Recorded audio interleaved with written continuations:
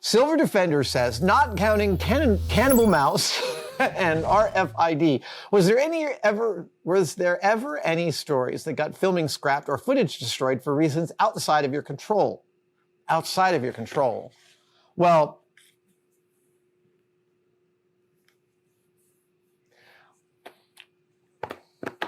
okay, the trivial answer is we would make MythBusters for the international audience, which means it was like 49 minutes long because there's only 11 minutes of commercials internationally.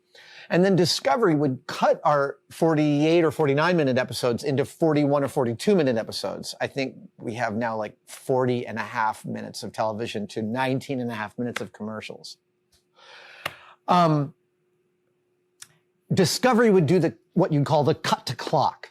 And frankly, beyond my control, they butchered so many of my jokes in that cut to clock. That killed me. Later in MythBusters' tenure, Beyond Productions, our production company, got the ability to do those edits. But up until then, man, I watched a lot of my jokes get cut to ribbons. But that's the trivial answer. The scary answer, and I won't give it much context, is that we were looking at, I'm going to be as circumspect and broad as I can be for this. We were looking at the purported explosive power of a commonly available material. And what we found was something so energetic when we executed it that we agreed to not talk about what we learned. Yeah. It was common enough, easy enough to implement, easy enough to execute that we were like, the world will not benefit from this knowledge. This is the reason you never saw a silencer episode from MythBusters. Is a potato a good silencer? A pillow? A 2-liter bottle of soda? These are all really interesting questions. And silencers are fascinating technologically.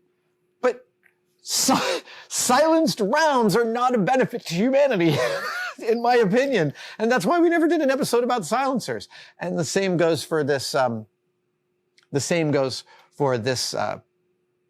this story about the explosive power of a commonly available material. Bomb squads, bomb technicians, and EOD, explosive ordnance detection people, know the thing we figured out by accident. They know about that stuff. And they're really grateful that we decided to never tell anyone about it. Is that circumspect enough for you? Whee! Oh, interesting. Were there ever times when budget constraints or logistical challenges led to unexpected outcomes that made the show better? Yeah, I'll give you a really, really great one. The unexpected outcome. We were doing a story called Swimming in Syrup. The myth is that that you can swim in syrup just as fast as you can swim in water. And the purported mechanism for this myth is that while the syrup is thicker and thus your forward momentum is slower, syrup is thicker and what you're pushing off of is greater.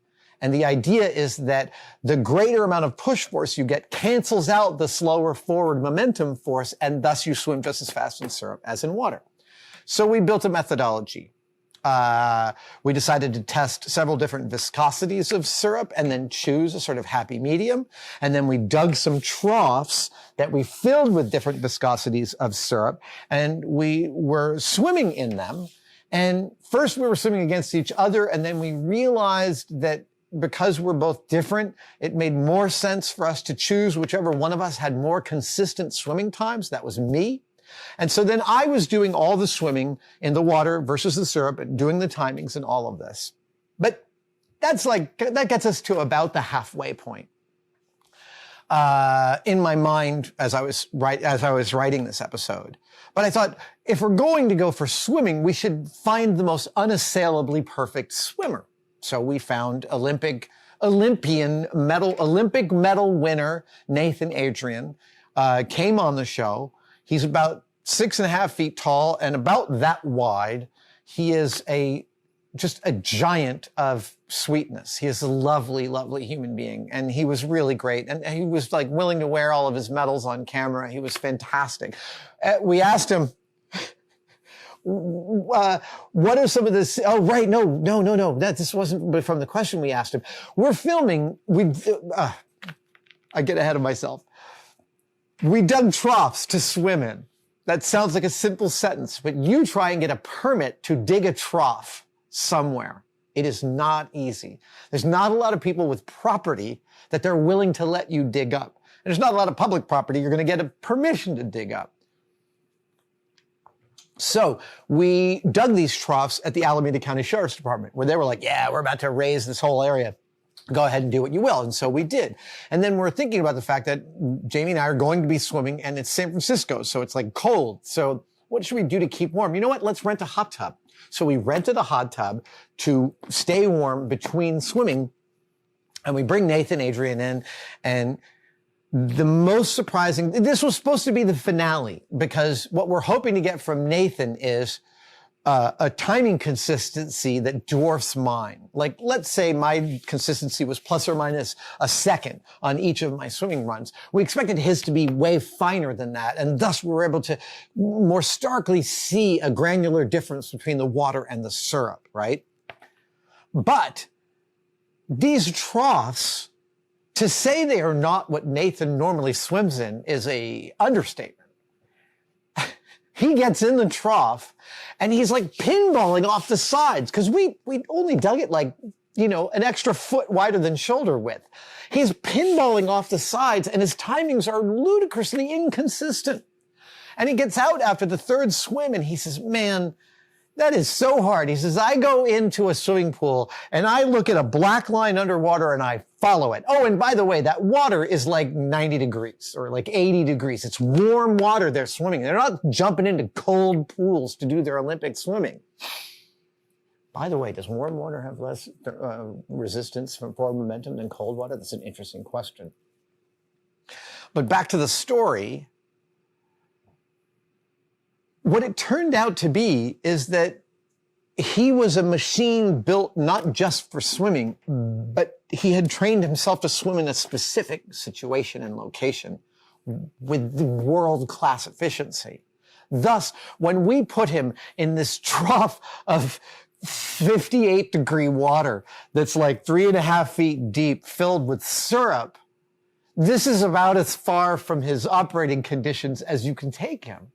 And he's a wonderful sport about it. And I then said, well, Nathan, is it okay with you if we throw out the results from your swimming?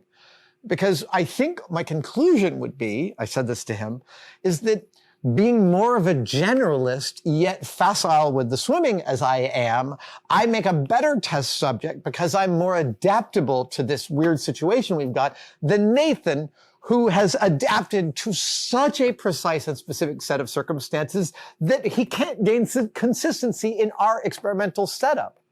I love the fact not only that we got to go through that exercise, but then that Nathan was such a good sport about throwing out his results and coming to the conclusion that we came. And by the way, I think we shot the finale of that episode in the hot tub. So it's my favorite finale we ever filmed.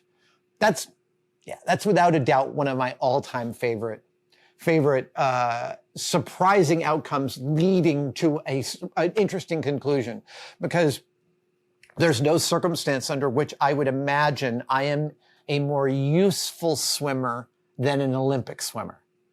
But in this methodology, it turned out that is the case. Take one more. And that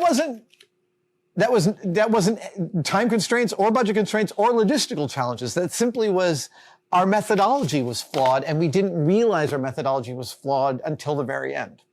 Again, the fact that that happened on our watch was amazing. Thank you so much for watching. If you'd like to support us even further, you can by becoming a tested member. Details are, of course, below, but it includes all sorts of perks, and we're building them all the time. You get advanced word and behind-the-scenes photos of some of our projects. Questions, you get to ask direct questions during my live streams, and we have some members-only videos, including the Adam real-time series of unbroken, unedited shots of me working here in the shop. They are weirdly meditative. Thank you guys so much. I'll see you on the next one.